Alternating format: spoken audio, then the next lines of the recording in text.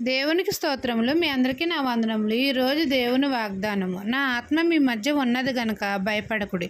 హగ్గయి 2:5 సైన్యములకు అధిపతి అయిన మన తండ్రి అయిన యెహోవా మనతో సెలవిచ్చినదేమనగా, నా ఆత్మ మీ మధ్య ఉన్నది గనుక భయపడకుడి అని. మనమందరము దేవారాత్రములు దేవుని వాక్యాన్ని ధ్యానించాలి, దేవుని స్తుతించి ఆయన నామాన్ని గణపరచాలి. అప్పుడే తండ్రి ఆత్మ మనలో సమృద్ధిగా నివసిస్తుంది.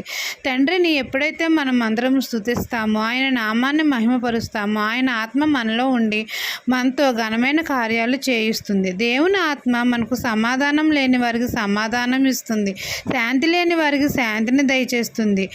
ఆపదలో ఆశ్రయదుర్గంగా ఉంటుంది. మన ఆర్థిక ఇబ్బందులన్నిటి నుండి విడుదల దయచేస్తుంది. నాశనకరమైన తెగులు రాకుండా మనల్ని రక్షిస్తుంది, కాపాడుతుంది. మన ప్రతి అనారోగ్య సమస్యల నుండి స్వస్థతనిస్తుంది. కాబట్టి పరిశుద్ధాత్మ దేవుడు మనలో ఉన్నాడు గనుక మనము భయపడిన అవసరం లేదు.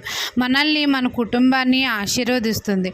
ఈ దిన వాగ్దానం మీ నా జీవితంలో నెరవేరాలని కోరుకుంటూ దేవుని సువార్త పరిచర్యలో మీ సహోదరి. ఆమెన్.